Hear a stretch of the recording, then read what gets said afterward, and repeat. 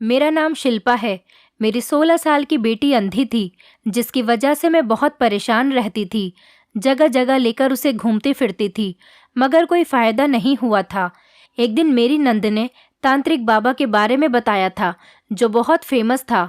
मैं अपनी बेटी को 70 साल के बूढ़े तांत्रिक बाबा के पास लेकर आ गई थी, तो वो कहने लगा, तुम कल शाम को अपने घर का दरवाज़ा खुला रखना, मैं तुम्हारी बेटी के लिए दवाई लेकर आऊँगा। मैंने उसकी बात मानकर अपने घर का दरवाज़ा खुला रखा था।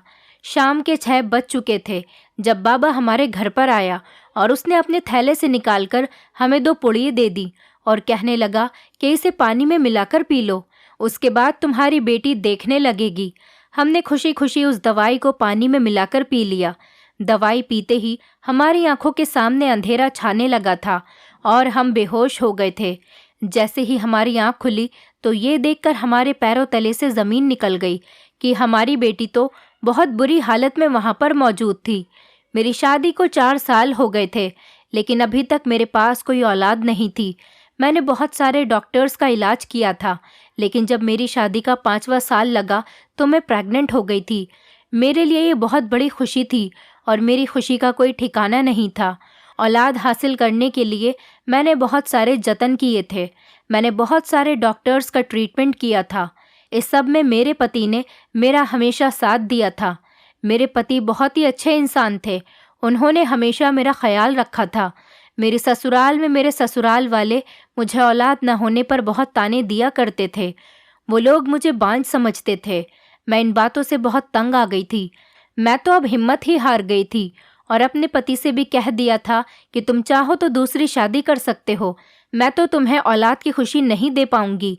मगर वो मेरी बातों को इग्नोर किया करते थे। वो कहते थे कि अगर भगवान हमें औलाद देगा तो दे देगा, ज़रूरी नहीं है कि मेरी दूसरी शादी करने पर भी मुझे औलाद मिल जाएगी। अगर उससे भी नहीं हुई तो फिर मैं क्या करूँगा। भगवान ने आखिरकार मेरी सुन ही ली थी। मेरे घर नन्ही सी परी ने जन्म लिया था। मेरी और मेरे पति के तो खुशी के ठिकाने ही नहीं थे। मैं सारा सारा दिन अपनी बेटी को गले से लगाए रखती थी। यहाँ तक कि मेरे पति भी बेटी को गोद में लेने के लिए तरस जाते थे। मैं अपनी बेटी को हमेशा एक्सपेंसिव कपड़े पहनाती थी और घर में उसकी ज़रूरत का हर सामान मौजूद था। मेरी बेटी का बचपन बहुत अच्छा गुजरा था और फिर वो 4थे साल में लग गई थी, मगर अभी तक उसने देखना शुरू नहीं किया था। हम उसके सामने कुछ भी करते तो उसे पता ही नहीं चलता था। मैं पिंकी की माँ थी, इसलिए सारी बातें इग्नोर करती थी, मगर पड़ोस की औरतें बार बार आकर मुझे एहसास दिलाया करती थीं कि तुम्हारी बेटी 4 साल की हो गई है, अभी तक कुछ देख नहीं सकती। क्योंकि मेरी बेटी के साथ जितने भी लोगों के बच्चे मोहल्ले में पैदा हुए थे, वो सब के सब अपनी आंखों से साफ साफ देखते थे। मुझे इन बातों ने बहुत ज़्यादा डरा दिया था, मगर मैं अभी तक किसी के साथ अपना दर्द शेयर नहीं कर पाई थी, क्योंकि मैं ऐसे मोहल्ले में रहती थी जहाँ पर इंसान के अंदर किसी तरह की कमी होने पर उसका वही नाम पड़ जाता था। ये सोचकर ही मेरा पूरा शरीर कांप जाता था कि लोग मेरी बेटी को अंधी कहा करेंगे। ये बातें सोच सोच कर मेरा दिल घबरा जाता था। मेरे पति भी ये बात अच्छे से नोटिस करते थे। वो मुझसे कहते थे, क्या बात है शिल्पा, तुम हमेशा इतनी परेशान सी क्यों लगती हो। मेरे पति ने जब मुझसे पूछा तो मैं फूट फूट कर रोने लगी थी। मैं कहने लगी, मुकेश, हमारी बेटी 4 साल की हो गई है, मगर अभी तक वो कोई चीज़ भी क्यों नहीं देख पाती है। पड़ोस की औरतें मुझे डराती हैं और अजीब अजीब तरह की बातें करती हैं कि शायद हमारी बेटी अंधी है। अब तो मुझे भी यही लगने लगा है, क्योंकि मेरी बेटी इतनी बड़ी हो गई है, अभी तक कुछ देख नहीं पाती। वो मेरी तरफ देखकर मुस्कुराने लगे और कहने लगे, शिल्पा, तुम्हें क्या हो गया है, तुम तो सच में पागल हो गई हो। न जाने कब से ये बातें अकेले ही बर्दाश्त कर रही हो। तुमने अगर मुझसे पहले कहा होता तो हम दोनों मिलकर इस बात का कोई ना कोई हल निकाल लेते। मैं झट से कहने लगी, तो फिर मुझे बताओ, क्या हल निकाला है आपने। मुकेश कहने लगे, मैं कल ऑफिस नहीं जाऊंगा, हम दोनों अपनी बेटी को डॉक्टर के पास लेकर जाएंगे। आंखों की रोशनी के लिए शहर में बहुत अच्छे अच्छे डॉक्टर हैं, तुम देख लेना, मेरी बेटी की आंखों की रोशनी वापस आ जाएगी और वो भी देखने लगेगी। डॉक्टर सारा चेकअप करके हमें बता देगा कि हमारी बेटी के साथ क्या परेशानी है। मैं मुकेश की बात सुनकर खुश तो हो गई थी, लेकिन फिर भी अभी मेरे दिल में एक बात आ रही थी। मैं कहने लगी, मुकेश, अगर डॉक्टर ने कह दिया कि हमारी बेटी जन्म से ही अंधी है तो हम क्या करेंगे? मुकेश कहने लगे, तो हम कुछ नहीं करेंगे। हम भगवान की कृपा से उसका यही शुक्रिया अदा करेंगे कि उसने हमें बेटी तो दी है। और तुम्हें पता है कि कितने सालों बाद हमें औलाद मिली थी, हमारी बेटी के रूप में, जिसके लिए हम तरस रहे थे। अब अगर उसमें कोई कमी है तो ये भी भगवान की कोई मर्जी है। और हाँ, हमें हर हाल में अपने भगवान की मर्जी को एक्सेप्ट कर लेना चाहिए। मैं अपने पति की बात पर एग्री थी।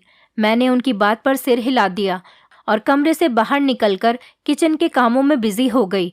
किचन में काम करते टाइम पर मैं ये सोच सोच कर परेशान हो रही थी कि कहीं ऐसा न हो कि मेरी बेटी जन्म से ही अंधी हो। सारा दिन मैंने कुछ खाया भी नहीं था। टेंशन की वजह से मुझे कुछ अच्छा नहीं लग रहा था और रात को ढंग से नींद भी नहीं आ पा रही थी। मुझे अपनी बेटी से बहुत प्यार था। मुझे अपनी बेटी की आने वाली जिंदगी की हमेशा फिक्र लगी रहती थी कि अगर वो ऐसे ही अंधी रही तो आने वाले टाइम में उसकी शादी कैसे होगी, कौन उसे अपनाएगा। और भगवान से गिड़गिड़ाकर प्रार्थना करती रही कि मेरी बेटी अपनी आंखों से देखने लगे और उसके साथ कोई बड़ी परेशानी न हो। सुबह जब मैं उठी तो मेरे सर में बहुत तेज दर्द हो रहा था। रो रो कर मेरी आंखें भी सूज चुकी थीं। हॉस्पिटल जाना मुझे ऐसा लग रहा था जैसे मुझे किसी बहुत बड़ी मुसीबत के पास लेकर जाया जा रहा है। फिलहाल सुबह के 11 बज रहे थे। मेरे पति ने कहा, मैं शहर के सबसे बड़े डॉक्टर से अपनी बेटी के लिए सारी इन्फॉर्मेशन लेकर आ गया हूँ। तुम जल्दी से तैयार हो जाओ और पिंकी को भी तैयार कर लो, हम डॉक्टर के चल रहे हैं। मेरी बेटी बहुत अच्छी थी, उसने कभी भी मुझे तंग नहीं किया था। मैं उससे जैसा कहती वो वैसा ही कर लिया करती थी। भले से ही उसे आंखों से दिखाई नहीं देता था, लेकिन वो हर चीज़ महसूस करके अपने खिलौनों के साथ खेलती रहती थी। वो मोहल्ले के बाकी बच्चों की तरह जिद भी नहीं किया करती थी। मैंने अपनी बेटी को प्यारी सी फ्रॉक पहना दी, जिसको पहनकर वो बहुत प्यारी लग रही थी, और मैं भी तैयार हो गई। उसके बाद हम डॉक्टर के पास चले गए। डॉक्टर ने मेरी बेटी की आंखों का पूरा चेकअप कर लिया था। चेकअप करने के बाद वो कहने लगा, आपकी बेटी के साथ कोई परेशानी नहीं है। जैसे जैसे आपकी बेटी की उम्र बढ़ती चली जाएगी वैसे वैसे उसकी आंखों की रोशनी भी आ जाएगी। कुछ बच्चों की आईसाइट वीक होती है, इसी वजह से वो थोड़ा देर से देख पाते हैं। आप फिक्र मत कीजिए, आपकी बेटी की भी आंखों की रोशनी वापस आ जाएगी। बस आपको अपनी बेटी का ख्याल रखना होगा। मैं अभी के लिए थोड़ी सी दवाइयाँ दे रहा हूँ। आपकी बेटी की आंखों की रोशनी धीरे धीरे साफ होने लगेगी। इसके अलावा हमारे पास काफ़ी सारी फैसिलिटीज़ भी मौजूद हैं। आप चाहें तो अपनी बेटी को हमारे आई सेंटर भेजकर उसकी ट्रेनिंग करवा सकते हैं। आप हर हफ्ते अपनी बेटी को हमारे क्लिनिक पर ले आइएगा। आपकी बेटी धीरे धीरे देखने लगेगी। डॉक्टर की बात सुनकर मुझे ऐसा लगा था जैसे किसी ने मेरे कंधों से बहुत भारी बोझ उतार दिया हो। मैं बहुत खुश हो गई थी और मुझे उम्मीद की किरण नजर आने लगी थी। इसलिए अपने पति से कहने लगी कि आप हमें शॉपिंग मॉल लेते चलिए, मुझे पिंकी के लिए अच्छे अच्छे कपड़े खरीदने हैं। और फिर मेरी बेटी ने जिस जिस कपड़े को कहा मैंने उसे वो कपड़ा दिलवा दिया। उसने अपने लिए थोड़े से टॉयज़ भी लिए थे। उसने टॉयज़ पर खुद अपनी मर्जी से हाथ रखा था और उन्हें पसंद किया था। जब से पिंकी पैदा हुई थी मैंने खुद पर ध्यान देना ही बंद कर दिया था। मुझे ना तो पहनने का होश था और ना ही ओढ़ने का। मैं खुद पर बहुत कम ध्यान दिया करती थी। बस मुझे हमेशा अपने पति और बेटी की ही खुशियों की फिक्र लगी रहती थी। फिलहाल अब तो मैं खुश रहने लगी थी क्योंकि डॉक्टर ने मेरी टेंशन थोड़ी कम कर दी थी।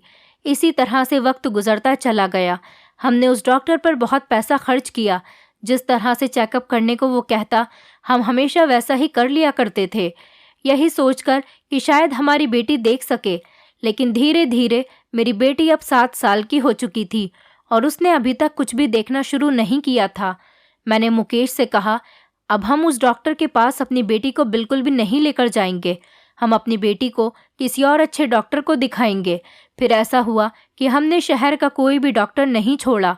यहाँ तक कि कोई हमें दूसरे शहर के डॉक्टर की भी राय देता तो हम अपनी बेटी को वहीं लेकर चले जाते थे। लेकिन हर जगह हमें मायूसी के अलावा कुछ भी हाथ नहीं लगता था।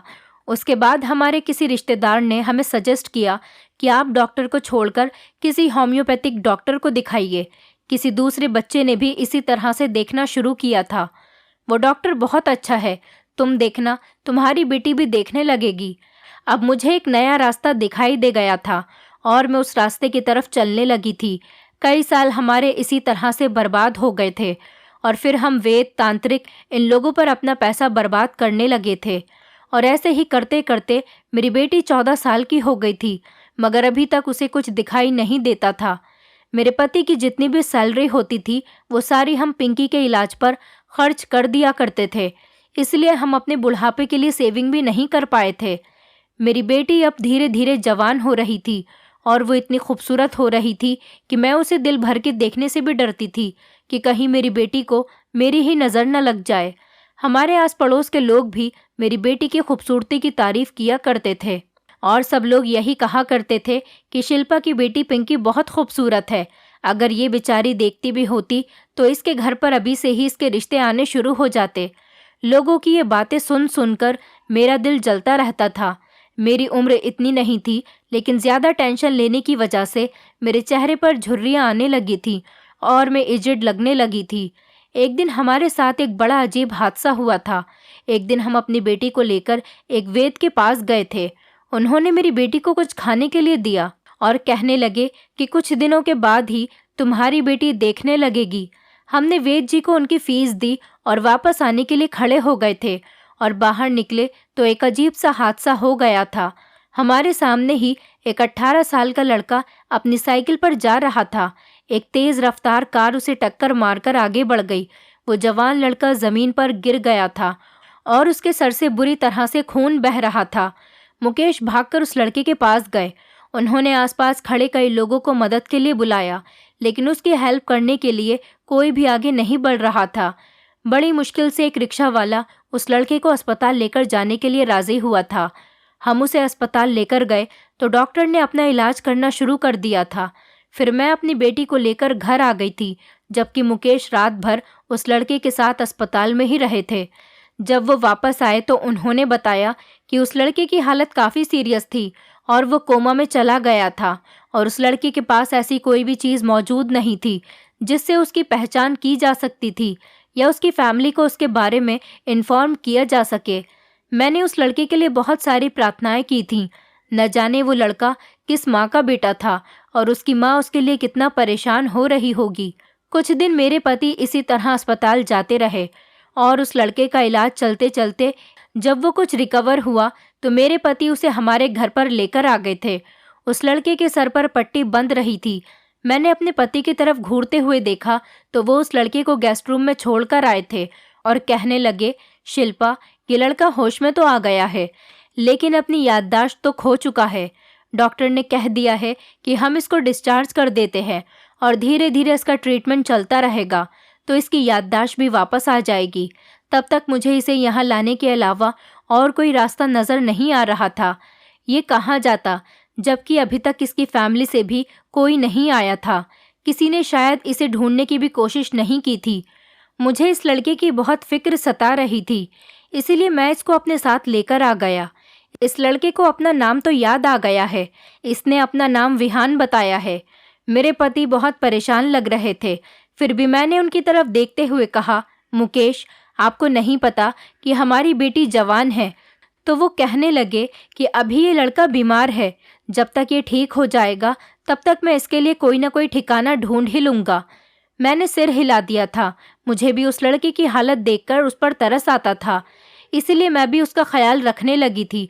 वो बहुत प्यारा लड़का था और मैं उसको देखकर सोचती थी कि अगर भगवान मुझे एक औलाद और देता और वो बेटा होता तो आज मेरा परिवार पूरा हो जाता। शायद मेरा बेटा इसके जैसा ही होता। मैं जब भी उसका कोई काम किया करती तो वो मुस्कुराकर मुझे थैंक यू बोलता था। जहाँ तक मेरी बेटी पिंकी की बात है तो वो लड़का मेरी बेटी को आंख उठाकर तक नहीं देखता था। मुझे उसकी शराफत ने बहुत इम्प्रेस किया था। इसी तरह 1 महीना गुजर चुका था और वो लड़का धीरे धीरे चलने भी लगा था।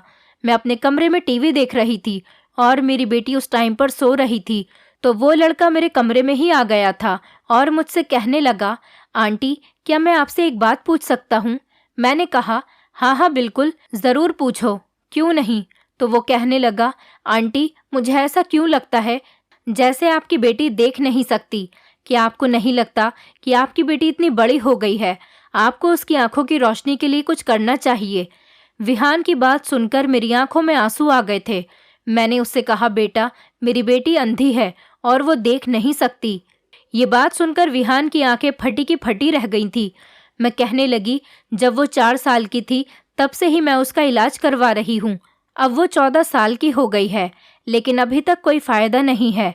उसने सिर हिला दिया और कहने लगा, आंटी, जब इलाज से कोई फायदा नहीं हुआ तो आपने अपनी बेटी का इलाज अभी तक बंद क्यों नहीं करवा दिया? अगर आप इसे भगवान की मर्जी समझकर एक्सेप्ट कर लेती तो शायद आपको अभी तक सुकून मिल जाता।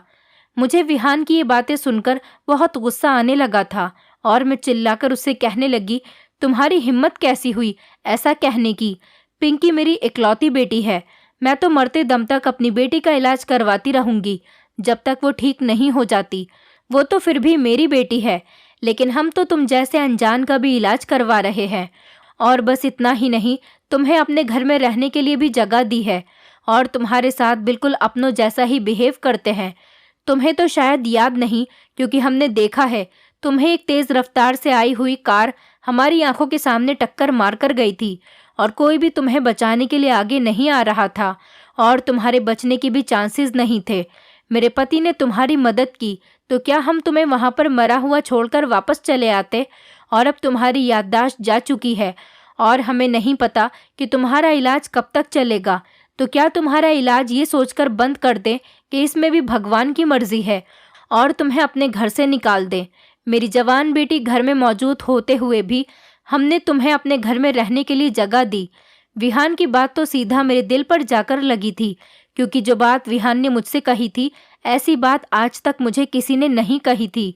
और फिर वो अनजान लड़का, जिसे इस बात का बिल्कुल अंदाज़ा ही नहीं था कि मैं किस तरह से अपनी बेटी को देख देख कर तकलीफ में रहती हूँ और किस तरह से हालात का सामना करती हूँ, वो मुझे ऐसी राय कैसे दे सकता था? मैं इतने गुस्से में हो गई थी कि बिना कुछ सोचे समझे ही बोलती चली जा रही थी। विहान के तो चेहरे का रंग ही उड़ गया था। वो कहने लगा, आंटी, मेरा मकसद आपका दिल दुखाना नहीं था। अगर आपको मेरी बात बुरी लगी है तो मैं आपसे माफ़ी मांगता हूँ। मैं पहले से काफ़ी बेहतर हो चुका हूँ और जहाँ तक मेरी याददाश्त की बात है, वो भी धीरे धीरे वापस आ ही जाएगी। लेकिन तब तक मैं आप लोगों पर बोझ बनकर नहीं रहना चाहता। मुझे यहाँ से जाना ही होगा। मुझे पता है कि आप लोग एक इज्जतदार और शरीफ मोहल्ले में रहते हैं और आपकी जवान बेटी भी है। लोगों को इल्ज़ाम लगाते हुए ज़्यादा देर नहीं लगती, इसीलिए मैं यहाँ से जा रहा हूँ। मैं अंकल के सामने तो यहाँ से नहीं जा सकता, वरना वो मुझे रोक लेंगे और जाने नहीं देंगे। आप उनको मेरी तरफ से थैंक यू बोल देना। जिंदगी रही तो आप लोगों से मेरी फिर मुलाकात होगी और आप लोगों के साथ रहकर मुझे बहुत अच्छा लगा। इतना कहकर विहान मेरे पास से उठकर चला गया था। मैं अभी तक गुस्से में ही बैठी हुई थी कि विहान ने आखिर मुझसे ऐसा क्यों कहा था कि मुझे अपनी बेटी की मजबूरी भगवान की मर्जी समझकर एक्सेप्ट कर लेनी चाहिए। उसने मुझे दिलासा क्यों नहीं दिया और ये क्यों नहीं कहा कि आंटी, आपकी बेटी एक न एक दिन ठीक हो जाएगी और गर्व है आप जैसी माँ पर, जिसने अभी तक हिम्मत नहीं हारी। आप ऐसी माँ हो जिसने अपनी भी परवाह नहीं की और अपनी बेटी के इलाज में किसी तरह की कोई कमी नहीं की। मैं ये सारी बातें सोचती चली जा रही थी और रोती चली जा रही थी। मेरी बेटी थोड़ी देर के बाद सोकर उठ गई थी और वो कुछ परेशान सी लग रही थी। मैंने पूछा, क्या हुआ है? तो वो कहने लगी, माँ, ऐसा लग रहा है विहान भैया घर में मौजूद नहीं है। माँ, आखिर विहान भैया कहाँ पर चले गए? और अगर वो घर में ही है तो फिर मुझसे बात क्यों नहीं करते? मैंने पिंकी से कहा, बेटा तुम आराम करो, वो यहीं कहीं होगा। मैंने इस बात को इग्नोर किया और अपने काम में लग गई। मेरी बेटी फिर मुझसे बार बार विहान के बारे में पूछने लगी, तो मैंने उससे कह दिया, बेटा वो ठीक हो गया था, इसलिए अपने घर वापस चला गया। अब वो हमारे घर कभी नहीं आएगा। मैंने महसूस किया था कि मेरी बेटी एकदम से ही उदास हो गई थी। उसकी आंखों में आंसू आने लगे थे और वो मुझसे कहने लगी, माँ, विहान भैया को इस तरह से हमारे घर से नहीं जाना चाहिए था और वो मुझसे मिलकर भी नहीं गए। मेरी बेटी को उसके साथ लगाव हो गया था क्योंकि वो मेरी बेटी के साथ बातें करता था। ये बात कहकर मेरी बेटी अपने कमरे में चली गई थी। उसके जाने के बाद जैसे मैं कुछ होश में आने लगी थी। मुझे अपने किए पर पछतावा होने लगा था। न जाने मैंने उस लड़के के साथ इतना बुरा कैसे कर दिया था कि वो मेरा घर ही छोड़कर चला गया था। अब अगर इस बारे में मेरे पति को पता चल जाता तो वो मुझसे बहुत नाराज़ होते और विहान के जाने से मेरी बेटी भी उदास हो गई थी। मैं बहुत ज़्यादा परेशान हो चुकी थी। शाम को मेरे पति जब ऑफिस से घर पर आए तो उन्होंने घर आते ही सबसे पहले विहान के बारे में ही पूछना शुरू किया था। मैं घबरा गई थी और कहने लगी, विहान की याददाश्त वापस आ गई थी, इसलिए वो अपनी फैमिली के पास वापस चला गया। मेरे पति की आंखों में शिकवा साफ नजर आ रहा था। वो कहने लगे, शिल्पा, मुझे विहान से ऐसी उम्मीद नहीं थी, कहीं तुमने तो उसे कुछ नहीं कह दिया। मैं घबरा गई थी और अपनी नज़रें चुराने लगी थी। मुकेश कहने लगे, शिल्पा, मुझे वो लड़का बहुत अच्छा लगने लगा था। ऐसा लगने लगा था जैसे वो मेरा अपना ही बेटा हो। चलो, अच्छा हुआ वो ठीक हो गया। वैसे भी बस एक ना एक दिन उसे अपनी फैमिली के पास जाना ही था, लेकिन बस मुझे उससे ये शिकायत रहेगी कि वो आखिरी बार मुझसे मिलकर भी नहीं गया। भगवान करे वो जहाँ हो खुश रहे। मैं अपने पति के पास से उठकर किचन में आ गई थी। कुछ दिन इसी तरह से गुजर गए थे। मुकेश ने मुझसे उसके बाद विहान के बारे में कोई बात नहीं की थी, क्योंकि उनकी एक बहुत अच्छी आदत ये थी कि वो मुझे ज़्यादा शर्मिंदा नहीं किया करते थे। हमेशा मेरी गलतियों को माफ़ कर दिया करते थे और इग्नोर करने की कोशिश करते थे। लेकिन मैं विहान के लिए अंदर ही अंदर से बहुत टेंशन में आ गई थी। वो एक बहुत अच्छा लड़का था। उसका बिहेवियर बताता था कि वो किसी पढ़े लिखे और अच्छे परिवार से बिलोंग करता होगा। पिंकी भी विहान के जाने के बाद बहुत खामोश खामोश सी रहने लगी थी और मैं उसकी इस हालत को अच्छी तरह से देख सकती थी। फिर मैं ये भी नहीं समझ पा रही थी कि उसकी ये हालत किस तरह से हो गई। अब घर में बहुत ज़्यादा उदासी का माहौल छा गया था। एक दिन हमारे घर पर मेरे पति की छोटी बहन आई थी। उसकी शादी बिजनौर में हुई थी, इसलिए वो 2 दिन के लिए हमारे घर पर आई हुई थी। आज उसके जाने का दिन था। शाम के 4 बजे तक वो अपने घर जाने वाली थी। उसने मुझे बताया कि भाभी, आपको पता है, हमारे बिजनौर में रहने वाले ही एक तांत्रिक बाबा यहाँ पर आपके शहर में आए हुए हैं और वो यहाँ पर कुछ लोगों की परेशानियाँ हल करने के लिए आए हैं। उनकी उम्र और तजुर्बा बहुत ज़्यादा है। वो लोगों का इतना अच्छा इलाज करते हैं कि बेउम्मीद लोग भी उनसे उम्मीद लगा बैठते हैं। गूंगे बोलने लगते हैं और अंधे देखने लगते हैं। वो पैसे तो थोड़े ज़्यादा लेते हैं, लेकिन काम अच्छा करते हैं। और वैसे भी आप तो अपनी बेटी पर अब तक काफ़ी सारे पैसे खर्च कर चुकी हैं। आपने तो अभी तक पिंकी के लिए कोई भी इलाज नहीं छोड़ा है। मुझे उम्मीद है कि तांत्रिक बाबा के इलाज से हमारी पिंकी भी देखने लगेगी।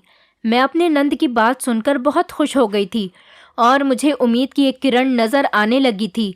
ऐसा लग रहा था जैसे कई दिनों के अंधेरे के बाद थोड़ी रोशनी नज़र आने लगी है। मैं कहने लगी, काजल, क्या वो तांत्रिक बाबा इतना अच्छा है कि मेरी बेटी ठीक हो जाएगी और वो अपनी आंखों से देखने लगेगी?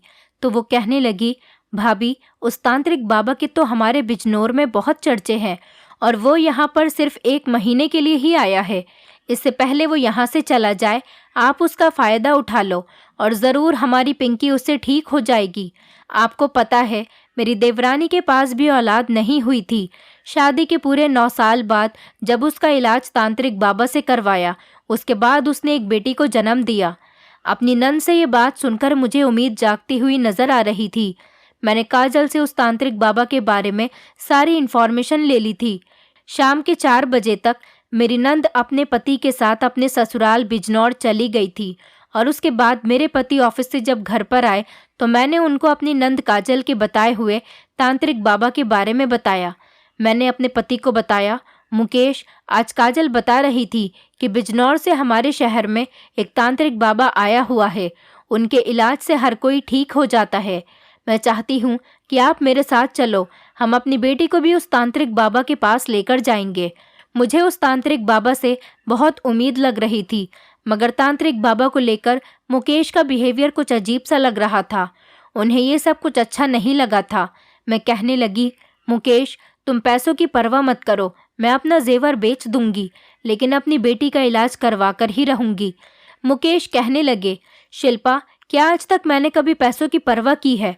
मैं तो ये सोचकर परेशान हो रहा हूँ कि हमने अपनी बेटी को आज तक कितनी दवाइयाँ खिलाई हैं, कितने जतन किए हैं, लेकिन आज तक किसी चीज़ का भी कोई असर नहीं हुआ। ये ना हो कि आने वाले टाइम में हमारी बेटी पर कोई परेशानी खड़ी हो जाए। मुझे तो मुकेश की बातों में विहान का चेहरा नजर आने लगा था। वो बिल्कुल उसके जैसी ही बातें कर रहे थे। मैं गुस्से में उठकर खड़ी हो गई थी और मैंने मुकेश से कहा, मुझे कुछ नहीं पता, कुछ भी करके आप कल ऑफिस से जल्दी आ जाएंगे और मुझे उस तांत्रिक बाबा के पास लेकर जाएंगे। बस फैसला हो गया है, जैसा मैंने कहा है वैसा ही होना चाहिए। मुझे अच्छी तरह से पता था कि मुकेश कभी भी मेरी बात को नहीं टालते हैं। वो हमेशा मेरी उम्मीद पर खरे उतरे थे। अगले दिन वो ऑफिस से जल्दी ही छुट्टी लेकर आ गए थे। हम शाम के 4 बजे के टाइम पर अपनी बेटी को तांत्रिक बाबा के पास लेकर चले गए थे। हैरत की बात तो ये थी कि आज पिंकी भी हमारे साथ चलने के लिए मना कर रही थी। कह रही थी, माँ, मैं अपना इलाज करवाते करवाते थक गई हूँ, अब मुझे कहीं नहीं जाना। जो कमी मेरे अंदर है मैंने उसको एक्सेप्ट कर लिया है, अब आप मुझे मेरे हाल पर छोड़ दो। अपनी बेटी की ये बात सुनकर मेरी आंखों में आंसू आ गए थे। मैं अपनी बेटी को ले जाने के लिए उसके आगे हाथ जोड़कर खड़ी हो गई और कहने लगी, बेटी, आज मुझे एक आखिरी बार मौका दे दो, उसके बाद मैं तुम्हें कहीं भी जाने के लिए नहीं कहूँगी। वो मेरी बात मान गई थी और हम तांत्रिक बाबा की दुकान तक चले गए थे। वहाँ पर तो बहुत ज़्यादा भीड़ लगी हुई थी। ऐसा लग रहा था जैसे हमारा नंबर तो बहुत टाइम बाद आने वाला है। मैंने अपने पति की तरफ देखा और कहने लगी, देखा आपने, यहाँ पर कितनी भीड़ है। ये सारे लोग यहाँ पर अपना टाइम वेस्ट करने नहीं आए, इन लोगों को फ़ायदा होता है तभी तो यहाँ पर आए हैं। मेरे पति भी गौर से भीड़ को देख रहे थे और उन्होंने सिर हिला दिया था। हमारा नंबर आने में अभी बहुत देर थी क्योंकि बहुत लंबी लंबी लाइन लगी हुई थी। 7 बज चुके थे तब कहीं जाकर हमारा नंबर आया था। हम बाबा के पास पहुँचे तो हमने अपनी बेटी पिंकी को आगे कर दिया और उनको बताया कि मेरी बेटी बचपन से ही अंधी है। मैं चाहती हूँ कि मेरी बेटी की आंखों की रोशनी वापस आ जाए और वो इस दुनिया को देख सके। तांत्रिक बाबा ने जैसे ही मेरी बेटी को देखा, उसके चेहरे पर एक अजीब सी मुस्कुराहट आ गई थी। वो मुस्कुराकर कहने लगे, बहन, तुम अपनी बेटी को बिल्कुल ठीक जगह पर लेकर आई हो। तुम्हारी बेटी मेरे लिए बहुत स्पेशल है। मैं इसका इलाज भी स्पेशल तरीके से ही करना चाहता हूँ। तुमने देखा है, सारे लोगों का इलाज मैंने उन्हें यहीं बुलाकर ही किया, लेकिन तुम्हारी बेटी का इलाज मैं तुम्हारे घर पर आकर करना चाहता हूँ। मुझे अपना एड्रेस बता दो ताकि मैं तसल्ली के साथ इस लड़की का इलाज कर सकूं। मेरे पति ने एक एक पर्ची पर उनको हमारे घर का एड्रेस लिखकर दे दिया। बाबा मेरी तरफ देखकर कहने लगे, देखना बहन, तुम्हारी बेटी की आंखों की रोशनी जल्द ही वापस आ जाएगी। उसके बाद तुम्हें सबको मेरे बारे में बताना है ताकि ज़्यादा से ज़्यादा लोग मेरे पास आ सकें और सेहतमंद हो सकें। तुम कल को अपने घर के दरवाजे खुले रखना, मैं तुम्हारे घर पर पहुंच जाऊंगा। मैं बड़ी खुशी खुशी वहां से वापस आ गई थी, लेकिन मेरे पति मुकेश वो कुछ उदास से नजर आ रहे थे। मुझसे कहने लगे, शिल्पा, मुझे बाबा कुछ ठीक नहीं लग रहा, मुझे तो वो शक्ल से ही ढोंगी लगता है। मैंने उनको डांट दिया और कहने लगी, मुकेश, आप भी हद करते हैं। आखिर आपने उनकी ऐसी कौन सी हरकत देख ली जो आपको वो अभी से ही ढोंगी नजर आने लगे? आप तो पहले से ही उन पर यकीन नहीं कर रहे थे। अब अगर ऐसा ही रहा तो हमारी बेटी का इलाज कैसे होगा? मुकेश ने कहा, चलो ठीक है, तुम्हारी मर्जी, जैसा दिल चाहे वैसा करो। मैंने मुकेश को सख्ती से मना कर दिया था कि आप आस पड़ोस में भी किसी को इस बारे में मत बताना कि हमारे घर पर तांत्रिक बाबा आने वाले हैं और हमारी बेटी का घर आकर इलाज करेंगे। इस तरह से अगर लोगों को पता चलेगा तो फिर लोग हमारे घर पर आ जाएंगे और मेरी बेटी का इलाज ठीक तरह से नहीं हो पाएगा। मुकेश मेरी बात को अच्छी तरह से समझ गए थे और मैं बहुत ज़्यादा खुश थी कि चलो मेरी बेटी अब बिल्कुल ठीक होने वाली है। मैंने अपनी बेटी से कहा, तुम बिल्कुल ठीक हो जाओगी तो हम दोनों माँ बेटी बाहर घूमने चला करेंगे और मैं तुम्हें खूब सारी शॉपिंग करवाऊंगी, मूवी दिखाऊंगी और पार्क में भी घुमाने लेकर जाया करूंगी। वो मेरी बात सुनकर हंसने लगी और कहने लगी, माँ, मैं भी सब कुछ देखना चाहती हूँ, आखिर ये दुनिया कैसी है। मैंने अपनी बेटी को तसल्ली दी और कहा कि तुम बिल्कुल ठीक हो जाओगी। मेरी बेटी भी यही चाहती थी कि वो ठीक हो जाए और अपनी आंखों से सब कुछ देख सके। फिलहाल मैंने अपने पति से कह दिया था कि वो नाश्ते का सामान लेकर आ जाए और मार्केट से खाना भी 1-2 वैरायटी का लेकर आ जाए। मैं चाहती हूँ कि बाबा हमारे घर से ही खाना खाकर जाएं और नाश्ता भी करें। मुकेश सामान लेकर आ गए थे तो अब हमें सिर्फ बाबा के आने का इंतज़ार था। मैंने अपने घर के दरवाजे खुले ही छोड़ दिए थे। ठीक शाम के 6 बजे बाबा और उनके साथ एक आदमी आया था। शायद वो उनका ही चेला था। मैं बाबा जी को गेस्ट रूम में ले गई थी। मैंने बाबा से कहा, बाबा जी आप पहले खाना खा लें, उसके बाद चाय नाश्ता कर लेंगे। वो मुस्कुराने लगे और कहने लगे, नहीं, पहले मैं आपकी बेटी का इलाज शुरू करूंगा, उसके बाद सब लोग मिलकर खाना खाएंगे। तुम्हारा पति कहाँ है? उसे भी इसी कमरे में बुला लो। मैं मुकेश को भी कमरे में लेकर आ गई थी। उन्होंने पिंकी को अपने सामने बैठा लिया था। फिर अपने थैले से 2 कागज की पुड़ियाँ निकाली और फिर मुझसे कहने लगे, जाओ 2 गिलास सादा पानी लेकर आओ। मैं जल्दी से 2 गिलास पानी लेकर आ गई। बाबा ने वो पुड़िये दोनों गिलास में डाल दी थी और फिर कहने लगे, ये पानी अब तुम दोनों पति पत्नी पी लो। पानी पीकर तुम दोनों को अपनी बेटी की आंखों पर फूंक मार देनी है। मैंने तो वो पानी एक ही बार में पी लिया था, लेकिन मेरे पति को तो एक घूंट पीते ही फंदा लग गया था। वो कहने लगे, इसका टेस्ट बहुत खराब है। बाबा जी कहने लगे, ये क्या बात हुई? मैं तुम लोगों की बेटी का इलाज करने यहाँ पर आया हूँ और तुम इसको पीने में नखरे दिखा रहे हो। बहुत से लोग तो ये पानी क्या न जाने क्या क्या पी जाते हैं अपने बच्चों की खुशी के लिए।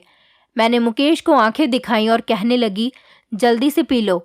वो बेचारे मजबूर हो गए और गिलास को मुंह से लगाकर सारा पानी पी गए।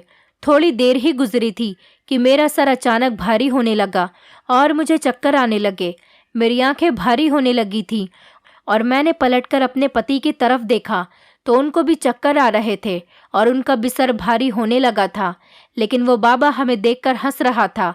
बाबा ने मेरी बेटी का हाथ दबोच लिया था और उसको पकड़कर खड़ा हो गया था। उसे अपनी तरफ खींचने की कोशिश कर रहा था और मेरी बेटी मम्मी पापा बचाओ कहकर जोर जोर से चिल्ला रही थी। वो अपना हाथ छुड़ाने की कोशिश कर रही थी, उससे भागने की भी कोशिश की, मगर बाबा के चेले ने उसका हाथ पकड़ लिया। बंद होती हुई आंखों से मुझे तांत्रिक बाबा में एक हैवान नजर आ रहा था और फिर मैं पूरी तरह से बेहोश हो चुकी थी और मेरी आंखों के सामने अंधेरा छा गया था। मगर मुझे ये एहसास हो रहा था कि मेरी बेटी बहुत बड़ी मुसीबत में है। मेरे कानों में लगातार मेरी बेटी के चीखने की आवाज़ें आ रही थीं, लेकिन मैं कुछ भी नहीं कर पा रही थी। न जाने कितने टाइम तक मैं और मेरे पति बेहोश रहे थे। जब मुझे होश आया तो मैं घबराकर उठ बैठी और चिल्ला चिल्लाकर अपनी बेटी को आवाज़ लगाने लगी। मेरी बेटी हाथों से महसूस करती हुई चलकर मेरे करीब आई तो मैंने उसको गले से लगा लिया। उसकी हालत बहुत ख़राब हो रही थी। बेटी की हालत देखकर तो मेरा शरीर बुरी तरह से कांप रहा था। डर की वजह से मेरी बेटी कुछ बोल भी नहीं पा रही थी, बस रोए जा रही थी। मेरी बेटी के कपड़े भी फटे हुए थे और वो बहुत रो रही थी, बहुत डर रही थी। मैंने जल्दी से मुकेश को उठाया और इधर उधर तांत्रिक बाबा को ढूंढने की कोशिश करने लगी। लेकिन जब मैं कमरे से निकलकर बाहर आई तो मैंने देखा कि हॉल में ही बाबा और उसका चेला कुर्सी से बंधे पड़े थे। मैंने अपनी बेटी की तरफ देखा और पूछा, क्या हुआ है बेटा? मुकेश भी होश में आ चुके थे। थोड़ी देर बाद ही हमारे घर के अंदर पुलिस भी आ गई थी। काफ़ी सारे पुलिस इंस्पेक्टर हमारे घर में आ चुके थे। उन्होंने बाबा और उसके चेले को अरेस्ट कर लिया और अपने साथ लेकर चले गए थे। उनके पीछे विहान भी खड़ा हुआ था। मैं विहान की तरफ देखकर पूरी तरह से डरकर रह गई थी। मैं कहने लगी, विहान तुम यहाँ पर कैसे आ गए? यहाँ क्या हुआ था? वो कहने लगा, आंटी जब मैं कल आपके घर आया था तब आप लोग कहीं जा रहे थे। मैंने अपनी बाइक से आपका पीछा करने की कोशिश की और मैं आपका पीछा करते करते इस तांत्रिक बाबा की दुकान तक चला गया था। मैं वहाँ पर बाहर खड़ा हुआ आप लोगों का इंतज़ार कर रहा था। आप लोगों की नज़र मुझ पर नहीं पड़ी थी, लेकिन फिर अचानक मेरे घर से कॉल आ गई, इसलिए मैं अपने घर को वापस लौट गया था। हाँ, पर मैंने आप लोगों की बातें सुन ली थी कि आप लोगों के घर कल तांत्रिक बाबा आएगा और पिंकी का इलाज शुरू करेगा। मैं अपने घर वापस चला गया था। मुझे आप लोगों की अच्छाई ने बहुत इम्प्रेस कर दिया था। मैंने ठान लिया था कि मैं आपके घर वापस आऊँगा, क्योंकि ये तांत्रिक बाबा कोई अच्छा इंसान नहीं था। ये एक ढोंगी बाबा था जो लोगों को लूटता था और जवान लड़कियों की इज्जत खराब करता था। एक दिन मुझे पता चला था कि इस झूठे तांत्रिक बाबा को बिजनौर से भी फ्रॉड की वजह से निकाल दिया गया था। इसीलिए मैंने प्लानिंग की हुई थी कि अगर ये बाबा आपके घर पर कोई गड़बड़ी करेगा तो मैं फ़ौरन इसको पुलिस के हवाले करवा दूंगा। इसलिए मैं दीवार से कूदकर आपके घर के अंदर आ गया था और ये बाबा आप लोगों के साथ जो भी कर रहा था वो सब कुछ देख रहा था। जब इस बाबा ने आप लोगों को बेहोश कर दिया था तो मैं भी तभी पुलिस को कॉल कर चुका था। आपके बेहोश हो जाने के बाद ये दोनों पिंकी के साथ ज़बरदस्ती कर रहे थे। मैंने अपने एक दोस्त के साथ मिलकर इस तांत्रिक बाबा और इसके चेले को पकड़कर कुर्सी से बांध दिया था। भगवान ने हमारी पिंकी को बचा लिया था और मैं पिंकी को समझा रहा था कि उसे डरने की कोई ज़रूरत नहीं, उसका भाई अब आ गया है।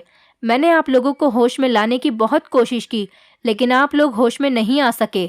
जब थोड़ी देर के बाद आप लोग होश में आ गए तो पुलिस भी आ गई और उन दोनों को पकड़कर ले गई। मैं विहान की बातें सुनकर फूट फूट कर रोने लगी थी। मैं कहने लगी, विहान मुझे माफ़ कर दो, भगवान तुम्हारा भला करे। तुमने आज हमारी इज्जत को बचा लिया है और मेरी बेटी की जान भी बच गई। विहान कहने लगा, आंटी आपको उस दिन भी मेरी बात बहुत बुरी लग गई थी, मगर सच तो यही है कि भगवान ने कुछ सोच समझकर ही पिंकी की आंखों की रोशनी नहीं दी। आप भगवान की मर्जी को ही अपनी मर्जी बना लीजिए और उसकी मर्जी के आगे आपको हथियार डाल देने चाहिए। आपको हर किसी ने लूटा है, मगर क्या फ़ायदा हुआ? अभी तक पिंकी देखने तो नहीं लगी ना। मैं रोते हुए विहान से कहने लगी, तुम्हारे जैसी बात आज तक मुझे किसी ने नहीं कही थी।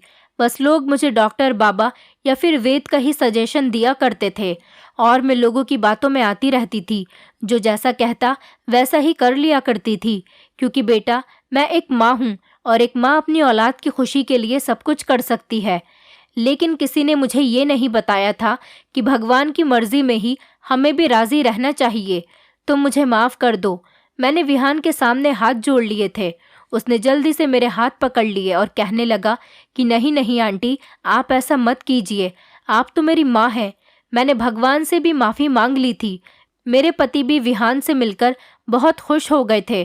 फिर विहान ने अपने बारे में बताया कि किस तरह से उसकी याददाश्त वापस आ गई थी। उसने बताया कि जब वो हमारे घर से चला गया था तो उसको रास्ते में उसके दादा और पिता मिल गए थे, जो कि उसकी ही तलाश कर रहे थे। उन्हें लगा था कि उनका बेटा मर चुका है, लेकिन वो अपने बेटे को जिंदा और सही सलामत देखकर बहुत खुश हुए थे और विहान को अपने साथ अपने घर ले गए थे। जब वो लोग विहान को अपने घर लेकर गए तो वहाँ पर रहते रहते धीरे धीरे विहान सबको पहचानने लगा था और धीरे धीरे उसकी याददाश्त भी वापस आ गई थी। अब वो बिल्कुल नॉर्मल हो गया है, लेकिन याददाश्त वापस आने पर वो हमें नहीं भूला था। हम उसे उसी तरह से याद थे जिस तरह से हमने उसकी जान बचाई थी और उसे अपने घर में जगह दी थी। विहान ने हमें अपनी फैमिली से भी मिलवाया था। उसकी फैमिली काफ़ी अच्छी और पढ़ी लिखी थी। वो बहुत अमीर लोग थे।